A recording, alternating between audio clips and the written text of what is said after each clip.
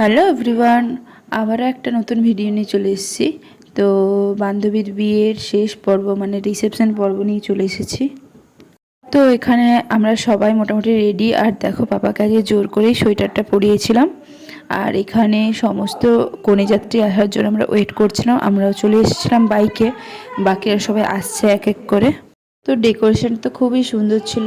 আর entry গেটের পরেই এখানে একটা পোস্টার ছিল ওদের প্রি ওয়েডিংয়ের। তো সেটাও খুব সুন্দর লাগছিল দুজনকে।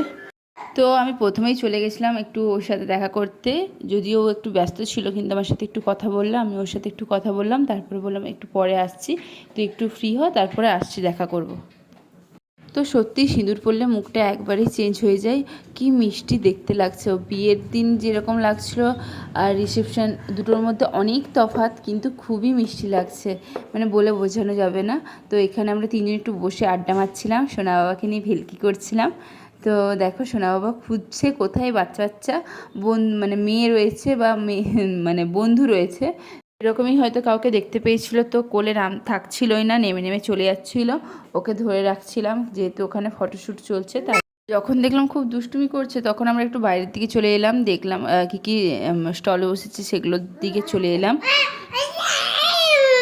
তো এডিট করতে বসে দেখো কেমন পাপা চিৎকার করছে। আমি যখনই এডিট করতে বসি না কেন, ও চিৎকার করবেই। তো সেই জন্য আমার এডিট করে ওঠা হয়নি। তো যাই হোক, তো সোনা বাবা অনেকক্ষণ ধরে খোঁজার পর ফাইনালি একটা বাচ্চাকে দেখতে পেয়েছে, যার সাথেও একটু কথা বলার সুযোগ পেয়েছে। মানে একটু ফাঁকা হয়েছে, তো যেহেতু রাত বাড়ছে তার জন্য ফাঁকাও হচ্ছে। আর তার সাথে একটু হ্যান্ডশেক করে নিচ্ছে, তাকে একটু হামি দিয়ে দিচ্ছে, মানে তাকে একটু আদর করতে চাইছে। কিন্তু মানে ওর থেকে বড় হওয়া সত্ত্বেও একটু ভয় পাচ্ছিল, মানে বাচ্চা মেয়েটা। তো যাই হোক, ওরা শেষ পর্যন্ত একটু বন্ধুত্ব করছিল, লাস্টে ফটোশ্যুটও করেছে, মানে দুজন মিলে ফটোও তুলেছে। ফটোশ্যুট বলে চলে না, ফটোও তুলেছে, মানে ফটো তুলেছি আমরা। আমিও সেই ফাঁকে সব বান্ধবীদের সাথে কিছু ফটোও তুলে নিয়েছিলাম। ওর বাবা ওকে দেখছিল। ওদের দুজনের যেন গল্প শেষই হচ্ছে না, মনে হচ্ছে অনেক দিন পর দেখা হচ্ছে, আর কন্টিনিউ গল্প করেই যাচ্ছে। সবাই ওদের দিকে তাকিয়ে তাকিয়ে দেখছিল ওরা কী করছে। যদিও ওদের ভাষা কেউ বুঝতে পারবে না, কিন্তু তবুও সবাই দেখছিল যে ওরা কী করছে। ফাইনালি আমি চলেও এসেছি ফটো টটো তুলে। তো ওর বাবার সাথেও কিছু ফটো তুলে দেওয়ার জন্য ওকে দাঁড় করেছিলাম। দেখো, একটা গান বাজছিল, কি সামথিং একটা গান বাজছিল, কিন্তু ও নাচতে শুরু করে দিয়েছিল। আমি বলছি, পাপা আরেকবার নাচ করো। গানটা ওর হয়তো খুব ভালো লেগেছে, মিউজিকটা। ওই গানটা যতক্ষণ বেজেছে ও তো নাচ করেই গেছে। সেই কি নাচ, ওর বাবাকে ধরে ধরে কেমন নাচ করছে, তোমরাই দেখো। তো যাই হোক, মানে ওর খুব আনন্দও হয়েছে। ও আর কি বলতো, বাইরে যেহেতু ডিজে চলছে, তো সকলেই নাচ করছিল। তারও কিছু মুহূর্ত তোমাদের সাথে শেয়ার করে দিয়েছিলাম তোমাদের আগেই। রিসেপশন রাইট, সেও নাচতে শুরু করে দিয়েছিল, তারও কিছু সুন্দর মুহূর্ত তোমাদের সাথে শেয়ার করে দিলাম। এরপর আমরা চলে যাচ্ছি খাওয়া দাওয়ার দিকে, যেহেতু অনেকটাই রাত বাড়ছে আর মোটামুটি ঠান্ডাও ছিল সেই সময়। তো সোনাবাবাকে নিয়ে বেশিক্ষণ থাকা যাবে না, তার জন্য ওকেও একটু খাওয়াতে হবে। তার জন্য ওকে নিয়ে আমরা চলে যাচ্ছি খাওয়ারের প্যান্ডেলের দিকে। তো ওখানটাও খুব সুন্দর করে ডেকোরেশন করা ছিল, পুরো রাস্তাটা লাইট দিয়ে সাজানো ছিল।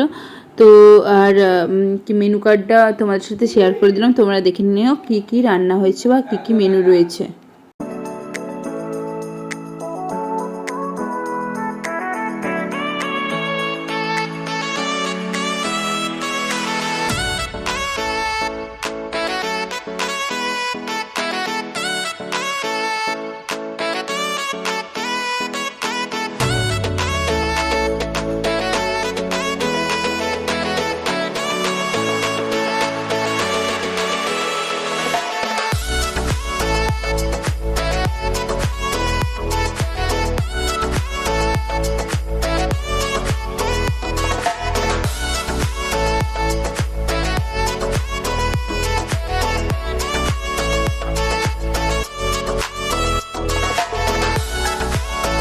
এখানে প্লেটও দিয়ে দিয়েছি সবাইকে। আর এখানে সোনা বাবাকে একটু মোবাইলে ওই মানে জন্তু জানোয়ার যেগুলো থাকে না, হাতি টাতি দেখায়, সেগুলো একটু চালিয়ে দিয়েছিলাম, যেহেতু ও কিছুতেই শান্ত হয়ে বসছিল না, তো খেতেও দেবে না, তার জন্য একটু চালিয়ে দিয়েছিলাম। তো বসে বসে দেখুক আর আমরা একটু তাড়াতাড়ি করে শান্তি মতো খেয়ে নিই।